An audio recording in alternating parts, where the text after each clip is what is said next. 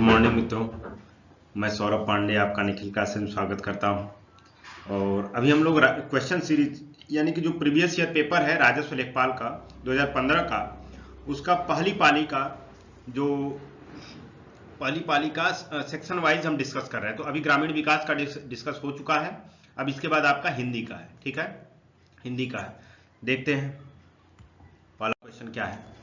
वह अगले साल आएगी, इस वाक्य में कौन सा कारक है? वह अगले साल आएगी, इस वाक्य में कौन सा कारक है? तो पहला है अपादान कारक, संबंध कारक, अधिकरण कारक और कर्म कारक। तो वह अगले साल आएगी, यहां पे देखिए जो टाइम की बात हो, जब समय की बात हो, तो वो कौन सा कारक हमारा होता है? अधिकरण कारक होता है। ठीक है, तो ऑप्शन सी इसका अधिकरण कारक सही होगा। ठीक है, नेक्स्ट क्वेश्चन क्या है। उदय शब्द का विलोम शब्द छाटिए। उदय शब्द का विलोम क्या है? तो उदय शब्द का विलोम जो है, ऑप्शन देख लेते हैं। लाल होता है, भाषित होता है, बलिष्ठ होता है, अस्त होता है। उदय का विलोम क्या होता है? उदय का विलोम अस्त होता है। ठीक है, तो ऑप्शन डी इसका सही होगा। नेक्स्ट क्वेश्चन है, निम्नलिखित में से किस वाक्य में भविष्य काल है? भविष्य काल यानी फ्यूचर टेंस वाली बात है। मैं आपकी प्रतीक्षा करूंगा, यही तो लग रहा है। बी ऑप्शन क्या है? मैंने एक पेड़ काट लिया, ये तो नहीं है। मैं पुस्तक पढ़ने वाला था, ये भी फ्यूचर काल नहीं है, फ्यूचर टेंस नहीं है। मैं आपका आभारी हूं, ये भी नहीं है। तो भविष्य काल देखिए कितना सिंपल सिंपल हिंदी के क्वेश्चन पूछे गए हैं 2015 वाले पेपर में। भविष्य काल पूछा हुआ है और इसका ऑप्शन ए ही सही होगा, मैं आपकी प्रतीक्षा करूंगा। ठीक है, तो ऑप्शन ए सही होगा। नेक्स्ट क्वेश्चन, ऊंट के मुंह में जीरा। ऊंट के मुंह में जीरा, ये जो कहावत है ये किस पर हो रही है, किस पे बैठ रही है?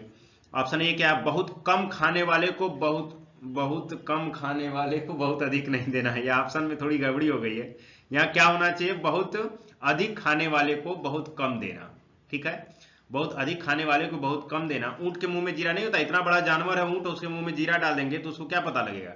यानी बहुत अधिक खाने वाले को बहुत कम देना, यही ऑप्शन इसका सही होगा। ऑप्शन बी इसका क्या है? जानवर को दवाई देना, बड़े प्राणियों को सांत्वना देना, बड़े प्राणी का भोजन बनाना नहीं। तो इसका ऑप्शन ए ही सही होगा। बहुत अधिक, यहाँ कम की जगह अधिक होगा। थोड़ा मिसप्रिंट हो गया है टाइपिंग में। बहुत अधिक खाने वाले को बहुत कम देना, यही ऑप्शन सही होगा, ऊंट के मुंह में। नेक्स्ट क्वेश्चन क्या है। जूते चाटना। जूते चाटना जो होता है आपका कहावत में किसको कहते हैं? नहीं लोग कहते हैं कि तलवा चाट रहा है, तो इसको क्या बोलते हैं? ऑप्शन देख लेते हैं कौन सा सही होगा। इधर उधर घूमना। ऑप्शन बी क्या है? घूस देना।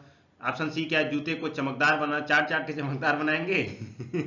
ऑप्शन डी क्या है? खुशामद करना। खुशामद करना तो क्या होता है? जूते चाटना का मतलब एग्जैक्ट मीनिंग क्या होती है? खुशामद करना। ठीक है, खुशामद करना होता है। नेक्स्ट चीज आते हैं, नेक्स्ट क्वेश्चन।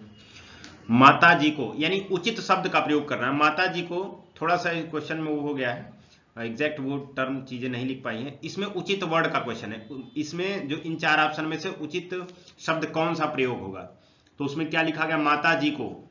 ऑप्शन ए आशीर्वाद, माता जी को आशीर्वाद देंगे। दूसरा ऑप्शन क्या है? शुभ आकांक्षा यानी शुभ आकांक्षा जिसको बोला जाता है। ऑप्शन सी क्या है? प्रणाम। ऑप्शन डी क्या है? स्नेह। तो माता जी को इन चार ऑप्शन में क्या करेंगे? तो इसका सबसे सटीक क्या बैठ रहा है? प्रणाम। स्नेह भी बैठ रहा है, स्नेह भी माता जी को दिया जाता है, लेकिन अगर प्रणाम न होता तो स्नेह एक बार किया जा सकता था, लेकिन ऑप्शन में जब प्रणाम है तो माता जी को क्या करेंगे? प्रणाम करेंगे। तो ऑप्शन सी सही होगा। नेक्स्ट क्वेश्चन हिंदी का देखिए, एकदम सिंपल सिंपल क्वेश्चन है। थोड़ा सा आप अगर इंटेलिजेंस गेसिंग भी है आपके अंदर तब भी कर लेंगे क्वेश्चन को, लेकिन अब 7 साल बाद पेपर हो रहा है, इस बात का ध्यान रखिएगा। ठीक है, तो थोड़ा सा चीजें उठनी चाहिए। और अभी आपसे एक चीज हम कहेंगे कि अभी जैसे मैं आंसर बता रहा हूं, उससे पहले आप ये करिए कि पॉज करके या रोक करके उसमें ऑप्शन पढ़ लीजिए, और या फिर हम पढ़ने के बाद तुरंत पॉज करिए और हमारे बताने से पहले आप उसको सोच लीजिए क्या सही हो रहा है। किसी कॉपी में नोट करते जाइए। अभी 2015 का सेशन को आप देखिए कि कितने क्वेश्चन कर पा रहे हैं। अगर 25 क्वेश्चन हिंदी का है तो हिंदी में कितने क्वेश्चन 2015 वाला कर पा रहे हैं, तो आइडिया लगेगा कि हमारी तैयारी 15 के लेवल की भी नहीं पहुंची है। ठीक है, अगर कहां तक पहुंची है कि नहीं पहुंची है। तो चलिए आगे बढ़ते हैं। ऐसा व्यक्ति जिसके आने का दिन और समय पहले से, और कोशिश करिएगा कमेंट सेक्शन में जितने क्वेश्चन आपके सही हो रहे हैं बताने की कोशिश करिएगा। ऐसे व्यक्ति जिसके आने का दिन और समय पहले से निश्चित नहीं होता, उसे क्या कहते हैं? अभ्यागत कहते हैं, गणमान्य कहते हैं, अतिथि कहते हैं, असामयिक कहते हैं। यानी जिसके आने का तिथि न तय, तिथि और समय न तय हो उसे क्या कहते हैं? तो उसे अतिथि कहते हैं। ऑप्शन सी इसका सही होगा, अतिथि। ठीक है, नेक्स्ट क्वेश्चन। स्वच्छ शब्द का पर्यायवाची शब्द बताइए। स्वच्छ का पर्यायवाची क्या होता है? तो ऑप्शन ए पंकिल है, नीरज है, नीरद है और निर्मल है। ठीक है, तो स्वच्छ शब्द का पर्यायवाची क्या है? अगर आप लोग थोड़ा सा भी अवेयर हो, जागरूक हो, तो इसमें है कि जैसे आप एक वो चलाए थे, प्रोग्राम चलता था पहले, जैसे इसमें स्वच्छ भारत अभियान चल रहा है। ठीक है, तो इससे पहले कांग्रेस थी तो वो क्या चलाती थी? निर्मल भारत अभियान। उससे पहले अटल बिहारी वाजपेयी की गवर्नमेंट थी तो वो क्या चलाई थी? सैनिटाइजेशन प्रोग्राम चलाई थी।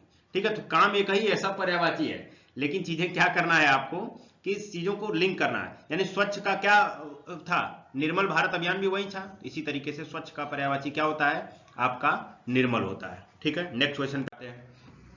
नेक्स्ट क्वेश्चन क्या है? मुझे कल 2 किलो लीची खरीदने हैं। ठीक है, इसमें ये देखना कि कौन सा पार्ट में क्या है, गलती है, त्रुटि है। तो पहला पार्ट क्या है? मुझे कल। दूसरा पार्ट क्या है? 2 किलो। तीसरा पार्ट क्या है? लीची खरीदने हैं। और चौथा पार्ट क्या है? कोई त्रुटि नहीं। इन चारों ऑप्शन में देखिए, चारों ऑप्शन भी यही है, इन चारों में किसमें गलती है? ठीक है, जिसमें गलती है उसको टिक कर देंगे। ठीक है, तो पहला क्या है? मुझे कल 2 किलो लीची खरीदने हैं, कोई त्रुटि नहीं है। ठीक है, तो इसमें कौन सा सेक्शन होगा आपका? तो देखिए इसमें समझिए, ऑप्शन इसका कौन सा सही होगा? चारों ऑप्शन वही है। तो मुझे 2 किलो लीची खरीदने। देखिए लीची जो वर्ड है ये आपका स्त्रीलिंग है। ठीक है, ये स्त्रीलिंग वर्ड है लीची, और इसके लिए खरीदने की जगह क्या होगा? खरीदनी है। मुझे कल 2 किलो लीची खरीदनी है, तो स्त्रीलिंग वर्ड है लीची, तो इसलिए आपका इसमें कौन सा ऑप्शन सही होगा? तो सी ऑप्शन सही होगा। लीची खरीदने हैं की जगह पे क्या होगा? लीची खरीदनी है। चलिए आगे बढ़ते हैं। नेक्स्ट क्वेश्चन क्या? अपने अपने किताबें बस्ते में डाल लो, कोई त्रुटि नहीं है। तो इसमें कौन सा ऑप्शन सही होगा? पहला ऑप्शन ए क्या है? अपने अपने किताबों में गलती है, या फिर बस्ते में गलती है, या फिर डाल लो में गलती है, या फिर कोई त्रुटि नहीं है। इनमें कौन सा ऑप्शन सही होगा? तो इसमें ऑप्शन जो सही होगा वो क्या होगा कि आपका किताब। ये जो किताब होता है ये भी स्त्रीलिंग का वर्ड है। देखिए इस तरीके के दो वर्ड आए हैं आपके अभी, एक तो लीची अभी क्लियर किए थे। किताब वर्ड जो है वो आपका स्त्रीलिंग है, तो इसलिए किताब की जगह पे क्या होगा? अपने अपने की जगह अपनी अपनी किताबें। ठीक है, अपनी अपनी किताबें बस्ते में डाल लो, ये है। तो इसमें किस पार्ट में त्रुटि है, किस ऑप्शन में? तो ऑप्शन ए इसका सही होगा, अपने अपने किताबें की जगह अपनी अपनी किताबें होगा। ठीक है, नेक्स्ट क्वेश्चन क्या है? प्रमत्त, यानी ये अनेकार्थी शब्द का क्वेश्चन है। प्रमत्त का मतलब स्वेच्छाचारी दिया है, पूछा है इन चार ऑप्शन में से एक और प्रमत्त का क्या मतलब है, या स्वेच्छाचारी का क्या मतलब है? प्रमत्त का मतलब स्वेच्छाचारी होता है, तो इसमें प्रमत्त के मतलब उन्मत्त भी होता है। जो उन्मत्त है उसका भी मतलब क्या होता है? स्वेच्छाचारी होता है। तो प्रमत्त का जो समानार्थी शब्द है उसे क्या कहते हैं? उन्मत्त। उन्मत्त मतलब भी स्वेच्छाचारी होता है, प्रमत्त का मतलब भी क्या होता है? स्वेच्छाचारी होता है। तो ऑप्शन इसका ए सही होगा। ठीक है, तो आप समझ रहे हैं कि समानार्थी शब्द भी आ रहे हैं, अनेकार्थी शब्द भी आगे आएंगे। ठीक है, तो प्रमत्त का मतलब उन्मत्त होता है। नेक्स्ट क्वेश्चन क्या है? कनक। कनक ये भी है समानार्थी शब्द। देखिए कनक का मतलब क्या होता है? धतूरा। और पूछ रहा है कि कनक का मतलब एक और क्या होता है, या धतूरा एक और कनक का मतलब क्या होता है? तो एक कनक का मतलब धतूरा दे दिया, इसमें पूछा है। तो ऑप्शन ए क्या है? प्रसाद। ऑप्शन बी क्या है? कसौटी। ऑप्शन सी है आपका आभूषण। ऑप्शन डी है सोना। तो कनक का मतलब सोना होता है। आप लोग सुने होंगे यमक अलंकार में जो यूज होता है, कनक कनक ते 100 गुनी मादकता अधिकाय, या खाए बौराय नर या पावे बौराय। तो इस तरीके से कनक का दूसरा जो है वो सोना है। ऑप्शन डी इसका सही होगा। नेक्स्ट क्वेश्चन पे आते हैं। नेक्स्ट क्वेश्चन क्या है? रित्यनुसार। रित्यनुसार शब्द का संधि विच्छेद क्या होगा? रित्यनुसार। ठीक है, ऑप्शन क्या है? रीति प्लस अनुसार। ऑप्शन बी क्या है? रित्य प्लस अनुसार। ऑप्शन सी क्या है? ऋतु प्लस अनुसार। ऑप्शन डी क्या है? रीत प्लस अनुसार। ठीक है, तो रीत्य अनुसार का संधि विच्छेद क्या है? तो इसका संधि विच्छेद क्या होगा? रीति प्लस अनुसार। ठीक है, रीति लास्ट में छोटी ई आ रहा है, और प्लस अ, ई प्लस अ होता है। ई का ई और अ मिला देंगे तो य होता है, य जाती य। ठीक है, ई प्लस व अगर मिलाएंगे, रुक जाइए, ई प्लस अ होगा अ होगा तो क्या होगा, य, ठीक है। अगर ई प्लस सॉरी उ प्लस वह, उ प्लस अ होगा, उ प्लस अ बराबर व होता है, ठीक है, वह होता है। तो ई का ई प्लस अ बराबर य हो जाता है, उ प्लस अ बराबर व, इस ये तो इस ये यण स्वर संधि है, ठीक है। यण स्वर संधि में ई का य, उ का व होता है, ठीक है। तो रीति प्लस अनुसार, इसका ऑप्शन ए सही होगा, रीति प्लस अनुसार इसका सही होगा, ठीक है। रीति प्लस अनुसार यण स्वर संधि है, और यण स्वर संधि का सूत्र क्या होता है, ई को यण जी, ठीक है। रीति प्लस अनुसार। निम्नलिखित वाक्यों में शुद्ध वाक्य का चयन कीजिए। ये जो चार वाक्य दिए गए हैं, इसमें कौन सा शुद्ध है, तो कौन सा शुद्ध है, वह एक महिला विद्वान थी, वह एक महिला विद्वान थी, ठीक है।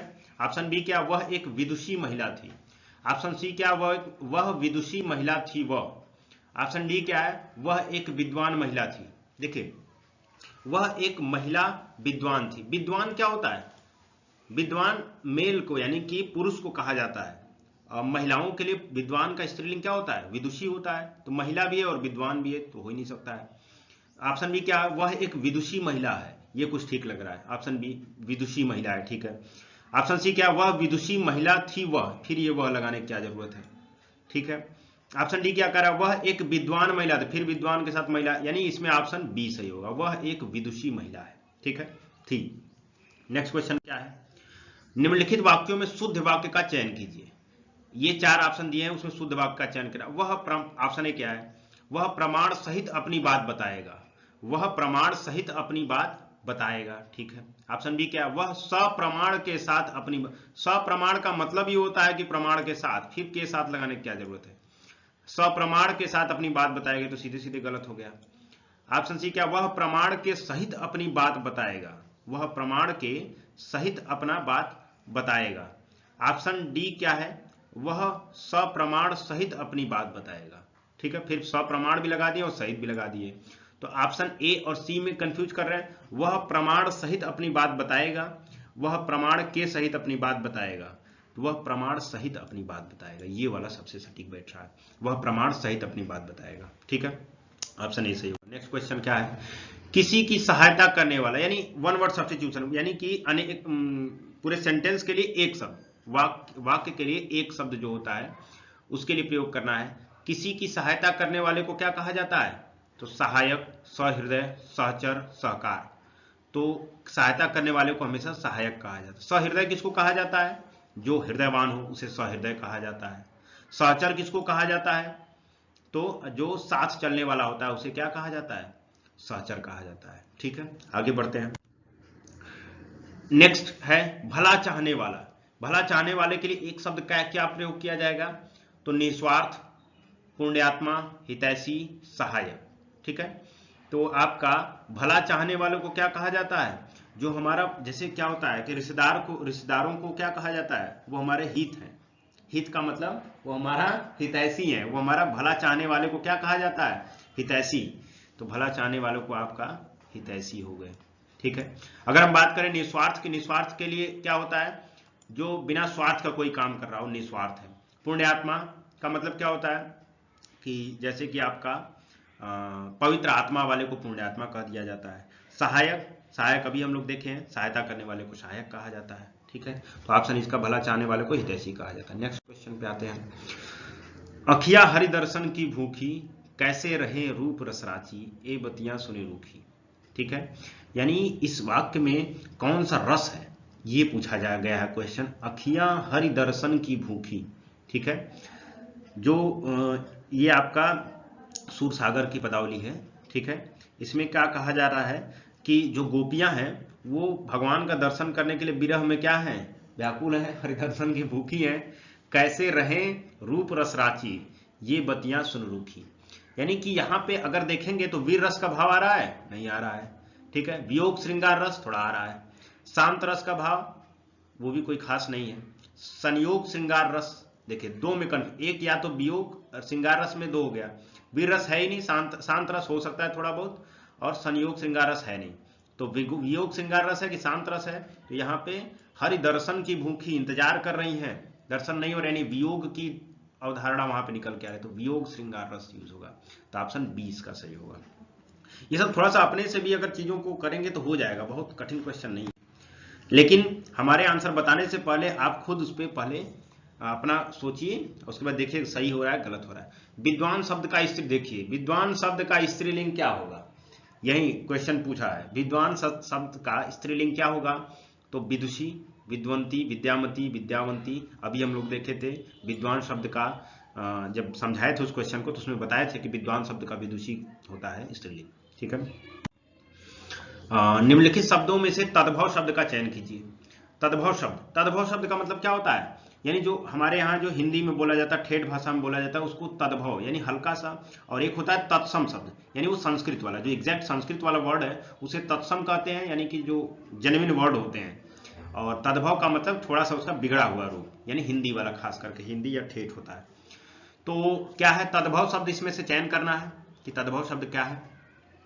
तो प्यास है, प्रांगण है, उद्वेग है, आश्रम है, ठीक है। तो इसमें तद्भव यानी ठेठ वाला, देखिए प्यास हल्का सा लग रहा है, प्रांगण तो तद्भव है, तत्सम है प्रांगण, और उद्वेग भी तत्सम है, आश्रम भी तत्सम है।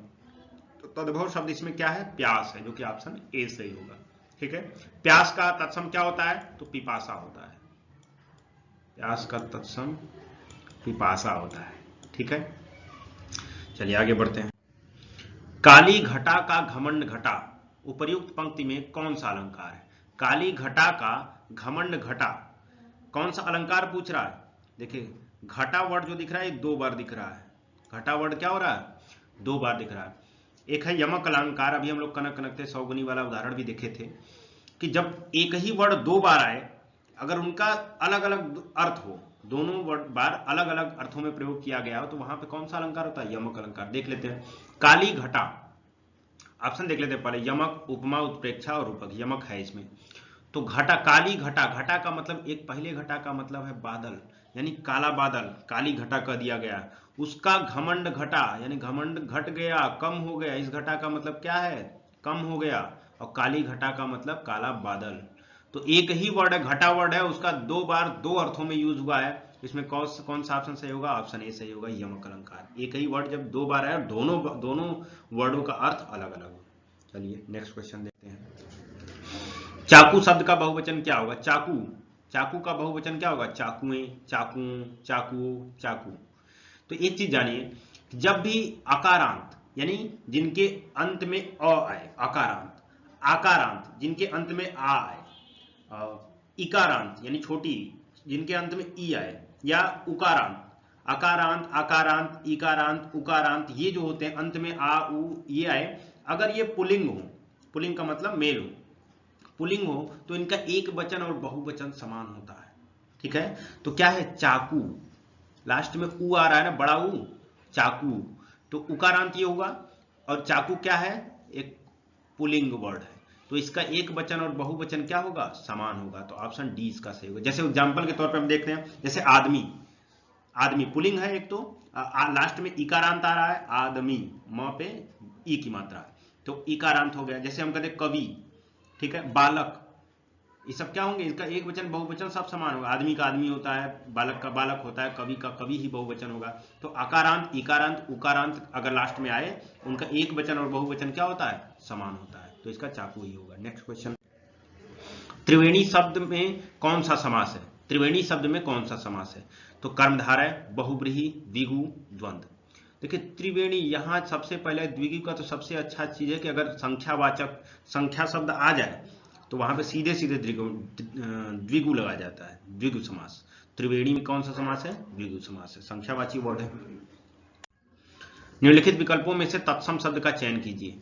तत्सम शब्द कौन सा है, तो तीखा है, अटारी है। तत्सम मतलब कौन सा शब्द, संस्कृत वाला बढ़िया वाला जो शब्द होता है, तद्भव मतलब थोड़ा ठेठ होता है, तत्सम शब्द का मतलब संस्कृत वाला, तो तीखा, अटारी, निकृष्ट, गहरा, ठीक है। तो इसमें तत्सम शब्द क्या है, संस्कृत वाला शब्द पूछा है, तो तीखा नहीं, हम लोग कहते हैं तीखा लग रहा है सब्जी, तो वो तो है ही नहीं, अटारी भी नहीं है और गहरा भी नहीं है, तो इसका तत्सम शब्द इसमें क्या है, निकृष्ट है। अगर हम बात करें तीखा का तत्सम क्या होगा, तो तीक्ष्ण होता है, तीखा का तत्सम क्या होता है? तीक्ष्ण होता है। अटारी का तत्सम की बात करें तो अट्टालिका होता है, और गहरा का तत्सम बात करें तो गंभीर होता है। गौतम गंभीर वाला गंभीर होता है गहरा का तत्सम शब्द, ठीक है। और निकृष्ट अपने आप में तत्सम शब्द है। नेक्स्ट क्वेश्चन देख लेते हैं कि निम्नलिखित वाक्यों में मोटे छपे शब्दों की शुद्ध वर्तनी कौन सी है? तो इसमें क्या है कि शुद्ध वर्तनी पूछ रहा है, ठीक है। शुद्ध वर्तनी, ये थोड़ा सा जो पॉइंट था, एक लाइन था, अत्यधिक करके कुछ था, वो छूट गया गलती से। तो मेन इसका इसेंस क्वेश्चन का यही था, मूल था कि शुद्ध वर्तनी पता करना था। तो अत्याधिक उसमें लिखा था, ठीक है। तो अत्याधिक नहीं होता है उसका, क्या होता है चार ऑप्शन में से? तो यही अत्यधिक सही होगा। अत्यधिक तो होता नहीं है, अत्यधिक तो होता नहीं, अत्याधिक तो होता नहीं है, तो अत्यधिक सबसे वर्ड यही है। तो शुद्ध वर्तनी का क्वेश्चन था, अत्यधिक को गलत तरीके से उसमें लिखा था और पूछा था उसका शुद्ध वर्तनी। तो क्या होता है? अत्यधिक होता है, ठीक है।